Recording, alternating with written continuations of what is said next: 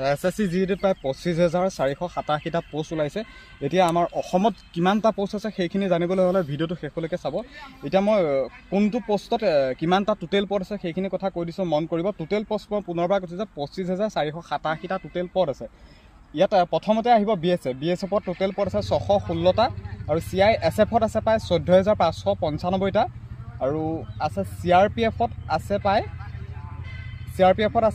5,490টা, আৰু SSBত আছে প্ৰায় 1,764 অৰ্থাৎ 64টা আছে, আৰু ITBPত আছে প্ৰায় 1,293টা 93, আৰু আছাম ৰাইফলত আছে AR আৰু 1,706টা আছে, আৰু SSFত আছে প্ৰায় 23টা।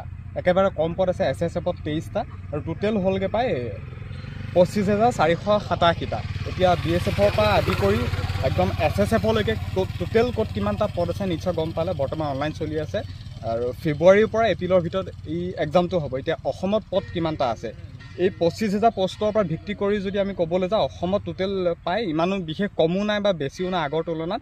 এইবাৰ পোষ্ট প্ৰায় 2,000+ মান হ'ব অসমত, আৰু আগতে 54 মান থাকোঁতে প্ৰায় 5,000+ আছিল। গতিকে এইবাৰ 25,000 নিশ্চয় 2,000+এই হ'ব, আৰু অসমত টোটেল পদৰ সংখ্যা।